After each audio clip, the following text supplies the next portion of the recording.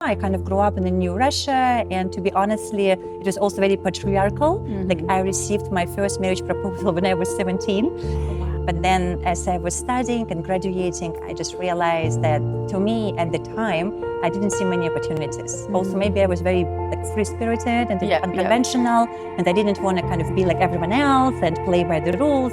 So I left. And I left with the one ticket out. And my mom gave me all money that she saved for a year, and that was exactly $100.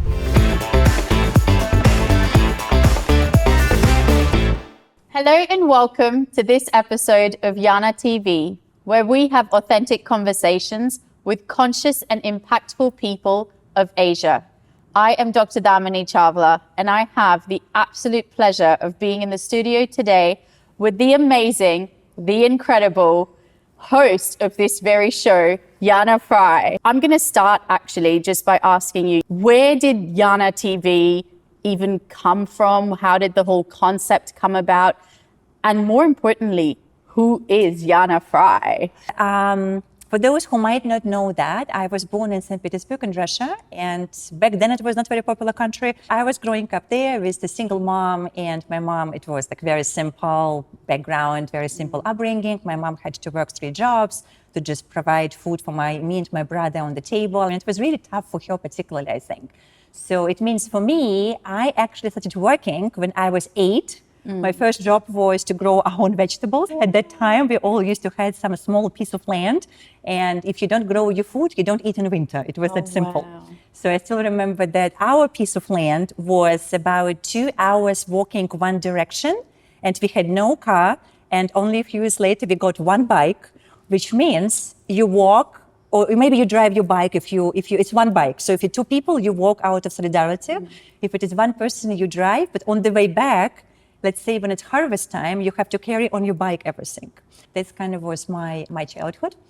I kind of grew up in the New Russia, and to be honestly, it was also very patriarchal. Like I received my first marriage proposal when I was 17.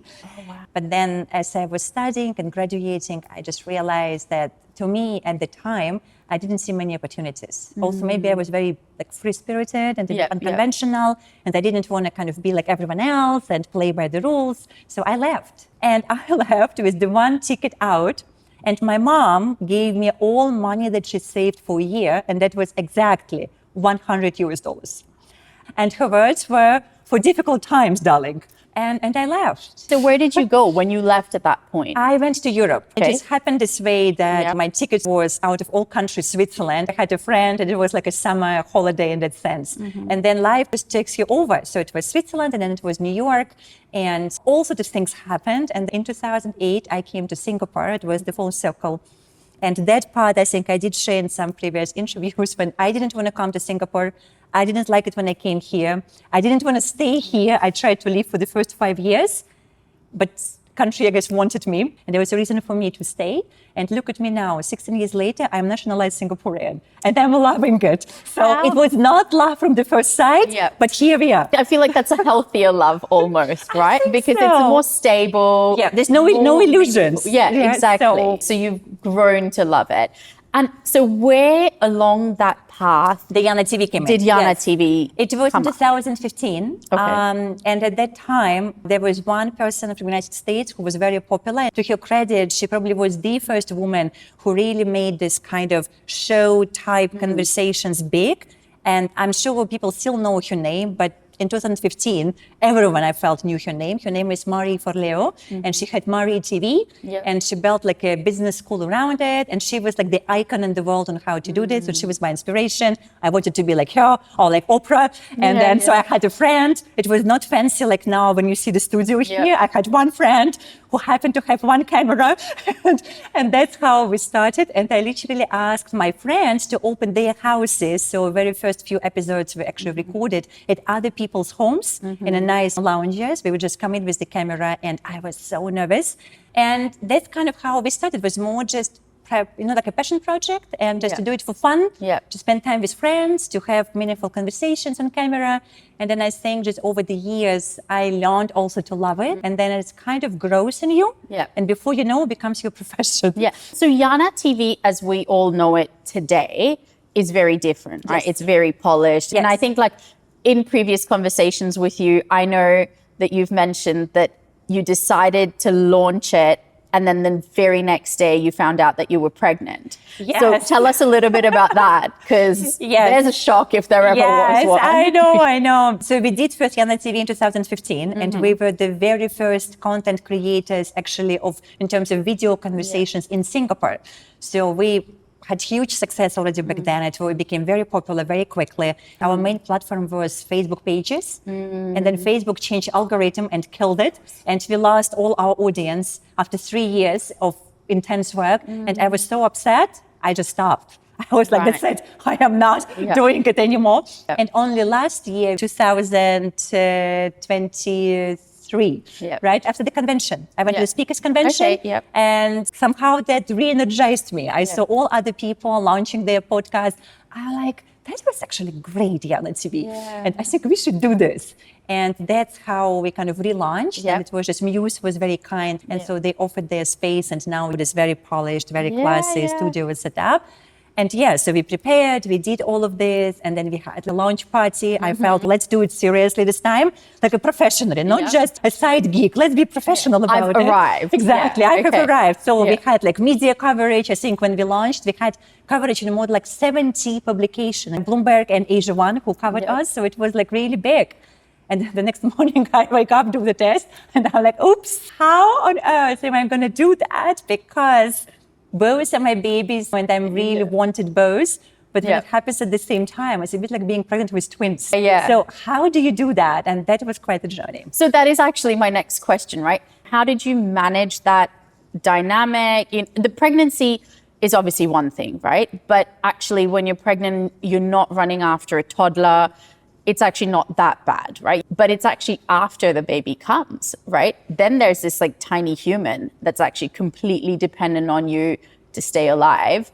And you're then trying to run a business and a show and keep this little human alive and raise them and be responsible for who they become, right? So what has that looked like for you? Actually, I found pregnancy part to be more challenging than after. Really? Yes. You know why? Because first trimester, it was just the sicknesses and morning sicknesses, and you have to be on camera, and you feel like you don't want to even get out of the bed, not to be on camera to begin with. So it was just really challenging to just put together and put your thoughts together. And also we had to record 6 months in advance, because I also didn't want to announce that I'm pregnant on camera particularly. So we were like on an intensely just schedule to do a lot of recordings, which was quite stressful, but eventually managed it. And then, you go into birth and the postpartum. And the other joke about the postpartum, because my pregnancy was 1 month longer than I thought it would be. So we ran out of the content.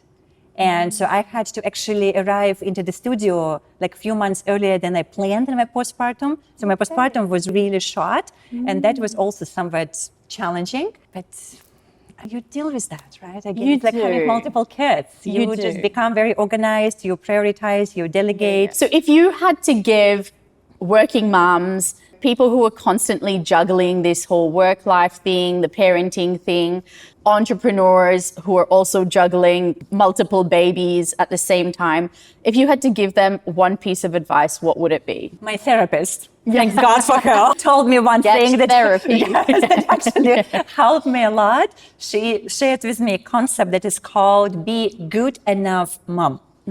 So it means not perfect, not 10 out of 10, not always put together, just good enough. And what it means that you are there 70%.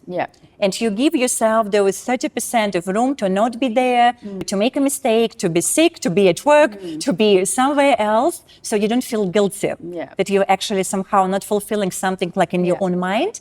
And that was my mantra. I love this because actually it ties in with this whole concept, right? Where I feel like we're so conditioned at the moment to want it all and have it all. I feel like it's just, you mentioned Oprah earlier, that you wanted to be like her. And I know she has this quote that says, you can have it all, just not all at the same time. And so actually being good enough and being present enough for 70% of the time, I would say, Is that kind of, would you say that's your mantra then that gets you through? It is definitely, so that I actually don't feel guilty that I'm cutting short somewhere, because it happens on all fronts. Yeah. Like either with the kids, or with the husband, or I'm late for the meetings. But Yeah. I'm just saying, I'm sorry, I'm trying my best. And also I find just to accept that you're human. Yeah. And you can't have it all the time. Some people believe they can. Personally, I don't think so. However, just as Oprah said, over the course of life, absolutely yes. Yeah. Just not at once. Yeah. And you have to pace yourself, because we live in a society which is constantly rushing. Yeah. And I know personally quite a few women in their 30s who have this, not just middle life crisis, but more like a 50, 60-year-old crisis. When you've been there, done it, so what's left? We talked about this. We talked in our interview with you, right? Yeah. And this is actually a scary place to be, I think. So I'm pacing myself. I'm so glad to hear that. And obviously, I think having therapy and being self-aware really helps along the way. But I'm sure that you've had like really low points and really high points. Can you share a little bit about what has been your lowest points and your highest points, and your biggest lessons, I would say, from this? So the lowest point, especially in relation to Yana TV, actually happened just before Yana TV was launched. Like literally 1 month before, I had a horrible experience with one of the PR company. Somehow miscommunication, and things went not in the way how it was discussed. And I felt like I was just thrown under the bus for the viewership and eyeballs on like major publications.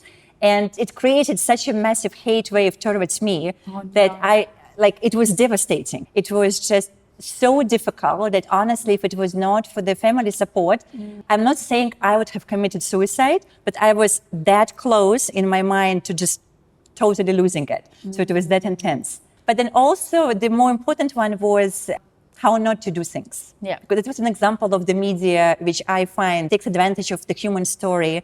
And I realized that I should not be doing that. And this is like a direct lesson for me. That's why, as you probably know, for me, it is very important that people who come on Yana TV, they actually like, enjoy, and proud of their episodes, not the other way around. And then the high point. I think every week, when we release every week a new episode, and then I privately message my guests, and I'm like, okay, tell me honestly, how do you feel about it? And they write pretty much these days 10 out of 10. I love it. I love it. It was amazing. I love the interview, the question, the post-production. I look good, I sound good. To me, that's actually something which is really, I find just important, because it helps other people. I think community. I think for anything that you want to do, whether it is, we talked about being a parent or running your own business, have your community of people who love you, who support you, who believe in you, who share resources, and who just stand by you through your lows, and also not intimidated by your highs, so they can celebrate with you. That's amazing. I love that. Having your people, knowing who your tribe is and having them stand by you, I think that's so critical. So a little bit bringing the focus to the actual show, right? How do you pick your guests? Also, what advice would you give people who are guesting on podcasts or having media appearances? One piece of advice, like the most critical thing you would say to them? Right now, we're just very fortunate. They reach out to us, so we don't have to knock on the doors anymore. They just send me messages on social media or emails and ask, how can I appear on your show? Then we have a conversation, because we have our selection process. And the selection process for Yana TV, for me, it's important their variety and diversity. This is the part that I find Singapore stands for. And then they just have to have an interesting story to say and be confident on camera enough. And how to be that, how to have interesting things to say and be confident on camera. I would say you have to practice. The more you do that, the better you become at this. And if you have never done anything, just practice it in the mirror, look at yourself in the mirror, and just run through what it is that you want to say.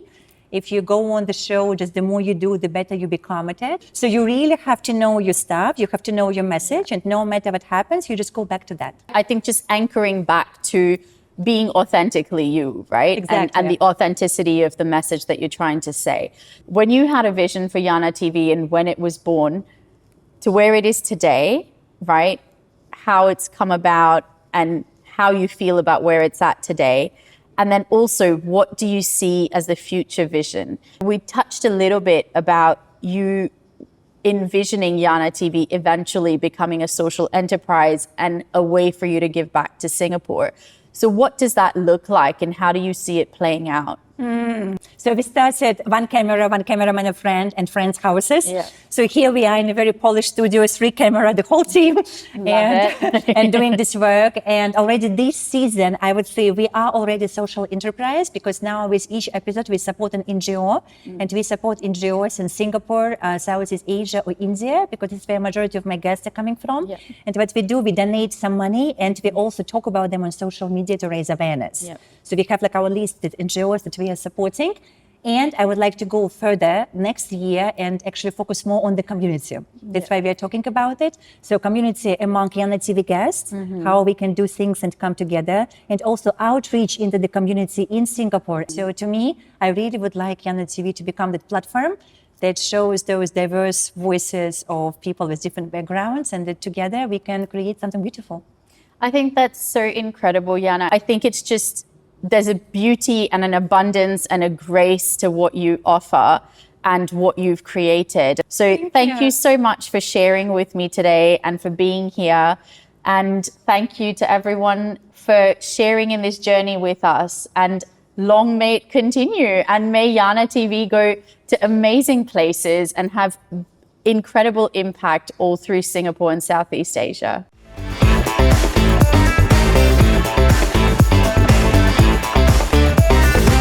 That's also part of I don't want to go into the blooper because